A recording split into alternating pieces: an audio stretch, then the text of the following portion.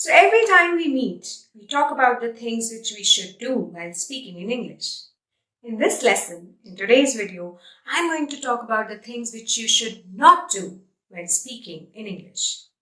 Hi, I am Surabhi Jain, the founder of Fearless Communicators Tribe and the creator of Turbo English Mastery Challenge, where you learn English subconsciously and speak effortlessly, where you learn English in a natural way and use it in the real world without tedious grammar drills and boring lectures. So I'm going to talk about 7 things which you should avoid while talking in English. The first is, don't be too ashamed to speak. The only way you can improve your English speaking is by speaking in English. And by speaking, I mean speaking a lot. You need to do a lot of practice of speaking in English because that is the only way you can improve. But if you are too shy, embarrassed and ashamed of speaking in English and you keep on analyzing yourself, it is possible that you may not improve in English speaking and you may not progress up to the level to which you can.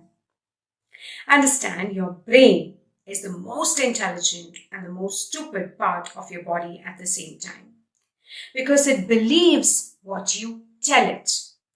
If you keep on telling yourself that I cannot speak in English or I am too shy of speaking in English, your brain will start believing you. And this is going to hinder your progress. Because once your brain starts believing that you cannot speak in English, you will not be able to speak in English. The only way to overcome this is through practicing a lot. So I'm going to share with you 3 very easy ways of practicing. The first is little skittle. In this, you need to practice with little things. For example, you're going out. You're going out to a place where you can speak in English. You can communicate in English. For example, you can order your food in English or you can order your coffee in English. Do it.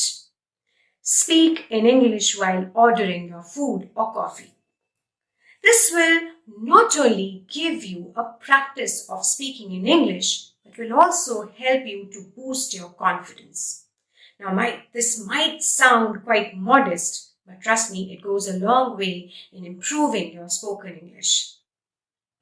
The next is recording yourself while speaking in English. So whenever you practice speaking in English, record yourself. How is it helpful? When you record yourself, it not only gives you an opportunity to listen to yourself again and again, but also you can point out your mistakes, reflect on them, and try to avoid them the next time you speak in English. So recording yourself while speaking in English and listening to it and reflecting on your mistakes is a very important practicing technique. The next technique is mirror talk. Now this might sound quite bizarre or quite amusing to the beginners, but this technique works magically. Talk to yourself in English in the mirror. Talking to yourself in the mirror, recording yourself while practicing English, and little skittle. These 3 techniques are very simple techniques, but they help a lot by giving yourself those positive affirmations which not only help you in speaking English but also give a boost to your confidence and self-esteem. And they will help you to attain those levels of speaking which you are looking forward to. The second important tip is, don't feel sorry about your English standards. Now, this is really important. You need not feel sorry about your English levels. Understand, the truth is that the people are least bothered about the errors you commit while speaking with them in English. They are more concerned with your thoughts, your ideas, your suggestions. But if you keep on apologizing for your English standards, you are not giving an opportunity to that person to value your ideas. If you keep on saying sorry for your English levels, the person will not pay attention to your thoughts, your ideas, your values, your suggestions. Rather, they will start judging you on the basis of your English standards. They will get stuck on the degree of your degree of communicating in English. And you certainly don't want that. Learning a language is a challenge in itself. And the way you have taken up this challenge, the way you are practicing and attempting to learn English is commendable. So you need to be a lot more kinder to yourself. You need to appreciate yourself and just don't say sorry. Recall all the difficulties which you have faced in reaching up to the level where you are. And the best part is you are still improving, you are still advancing on your journey. So just give a pat to yourself on your back and just don't say sorry. What you can do at any point of time perhaps is that you can tell that person that you are learning English and you're genuinely trying. When you tell the people that you are learning English, it makes you somewhat vulnerable. And the people come forward to help you instead of thinking that you are perfect in English speaking. They may also offer you compliments or appreciation, which again gives a boost to your confidence. Now, this is important. Why? Because when you are honest with people, they see value in your genuineness. So just don't do this. Just don't say sorry for your English standards. The third point is don't be scared to commit mistakes. Feel free to make errors. Mistakes are a piece of learning. Committing mistakes is an incredible way of learning. When I look back at my English learning journey, I realize that the occasions where I committed mistakes were the occasions I reflected the most. In fact, they were the things I remember all the more. So feel free to commit mistakes. In fact, make tons of mistakes when it comes to English speaking, because this is the way you will be able to improve yourself. This is a wonderful way of learning English. People will not judge you for your terrible grammar. Understand, they are least bothered about your grammar. They are more concerned about your knowledge, experience, and ideas. In fact, people are glad that you are trying to connect and to have discussions. They are not bothered about how you are speaking English. They are curious to know the meaning of what you are trying to tell them. So it is not about speaking accurately in English. It is about connecting with people. It is about having discussions. It is about building relationships. At the beginning of your English learning journey, if you concentrate too much on learning grammar, even before speaking, once you start speaking, you will not think about anything else except grammar, and you will focus on your mistakes even more. So the better way is that you start speaking first, and once you reach a fundamental level, then you focus on learning grammar. This method proves to be much better and turns you to be a better English speaker and improves your confidence levels too. Understand, even natives and the fluent English speakers commit mistakes while speaking English. Why? Because they are speaking naturally. They are not bothered about grammar. They are not bothered about their mistakes. So even they commit mistakes. And even you are free to commit mistakes. You should not be scared of your mistakes. Speak freely. The fourth point is don't get disheartened with yourself. Don't get disappointed by yourself, assuming that you are speaking in poor, broken, or slow English. When you get dissatisfied with yourself, your brain gets obstructed. It is kind of blocked. It is centered around your dissatisfaction, resentment, and humiliation. It not only kills your desire to speak, but also diminishes the importance of what you want to say. So instead of focusing on such negative feelings, try to be inventive, try to be creative. Use your gestures, your emotions, or even props to put across your ideas. Now, this is a much better method to follow instead of surrendering completely or getting frustrated with yourself. It not only helps you moving forward in your learning journey, but also helps you gain confidence through the things you do, even in those moments of dissatisfaction. Now, I understand that it is easier said than done because I have been through these kind of situation myself a number of times. But just stay calm, take a long deep breath, and try to use a different approach to speak what you want to say. Take as much time as you want and be creative. As I said earlier, be inventive in your approach, in your idea, in your expression. The key here is to change nervousness into excitement, to change anxiety into energy. Author Simon Sinek has an absolutely amazing approach to this. In one of his talks, he states about watching London Olympics, where he was annoyed by all the journalists asking all the athletes the same stupid question. Are you nervous? Or were you nervous? To which all the athletes gave the exact same answer. No, I'm excited. No, I was excited.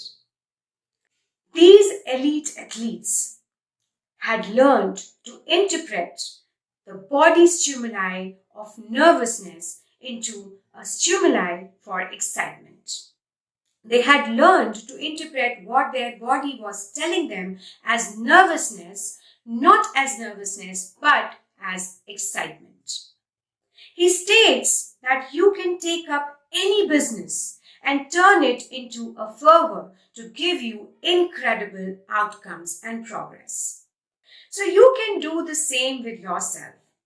Instead of doubting yourself that, oh, I'm so nervous of speaking in English. I'm confused how to speak in English at this time.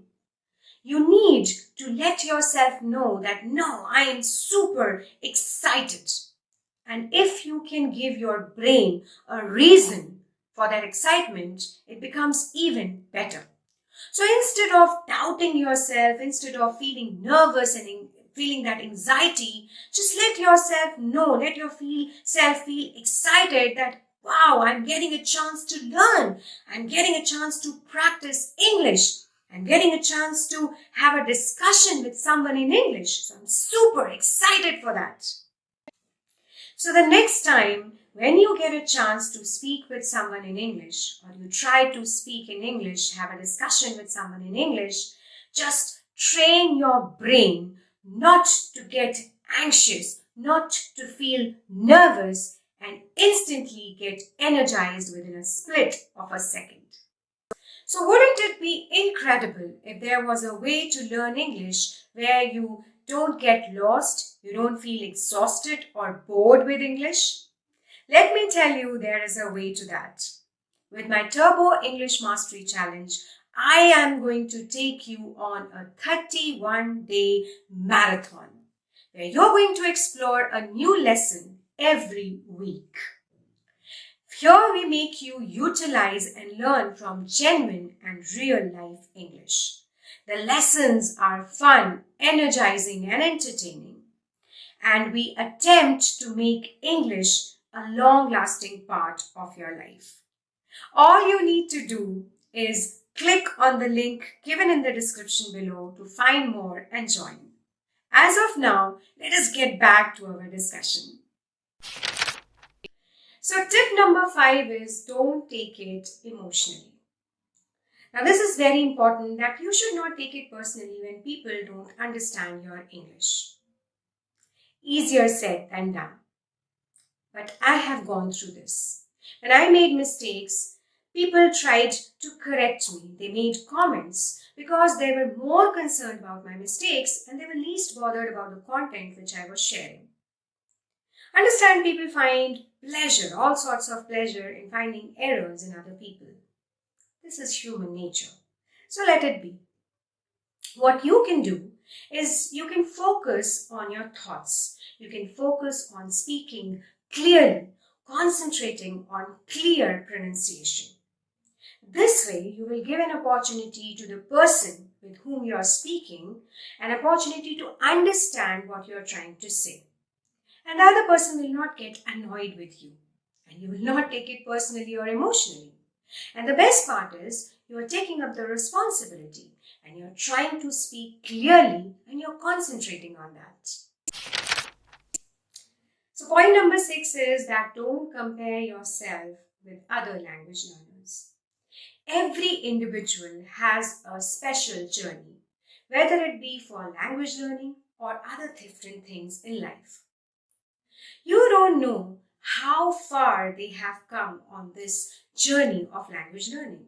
You don't know how long they have been learning English. You don't have any idea what they have done to reach the level where they are at in the present time. Language learning is challenging. So you have accepted this challenge and you have reached up to a level where you are at today. So be glad and appreciate yourself for reaching so far. Don't compare yourself with other language learners and feel frustrated about it. Just feel happy and glad for your exclusive journey. Just give a pat on your back for coming so far and take it as an inspiration to keep on moving, to keep progressing, and to battle each and every hurdle on your language learning journey. Now, suppose you come across a person, a language learner, who has a better developed level than you. He speaks better English. Will you take that as an inspiration to work more enthusiastically and energetically and find various ways of language learning and to reach the level where he is? Or you would just crib about your level and feel frustrated about your language learning journey? Additionally, remember that every individual has different strengths and abilities. Even the language learning ability for different people is different. And perhaps language learning is demanding and challenging. Now, at various phases of language learning, be it elementary, secondary, high school, or university, you will come across many people with various levels and strengths. The people might be good at, in fact, they might be excellent at a number of things, and they might be at levels which are far superior to you. Yet, you will be good at few things. Find those few things and feel proud of them. Understand, every person is different. Their journey is different. Be glad for yours. Find inspiration in other people's journey rather than feeling disappointed by their level. Okay, so we are on the last point number 7. Now, this is really important thing which you should not do while speaking in English. You should not feel contented. Don't feel satisfied with your level of English speaking. Remember that English speaking is an art. It's a skill which needs to be practiced and polished regularly. So if you think that, okay, I have learned English and I'm fluent in English, I don't need to learn English anymore, I don't need to speak English anymore, this will have a negative effect on your English speaking. Life is a journey, not a destination. And with English, you never arrive at your destination when it comes to English language learning, regardless of the level where you are at. You still need to practice. Now assume that you feel super satisfied and contented with your levels of English speaking. You will start getting lazy, which is again not a good thing because your spoken English quality will start deteriorating. Because if you don't use it, you lose it. So make sure you practice every day. Make sure you keep on speaking English even in small pockets of time. So understand it's a journey where you need to keep on moving. You need to keep on progressing. There is no destination when it comes to English learning. Even if you are an advanced learner, you don't have the foggiest of idea of all the words which are there in English language.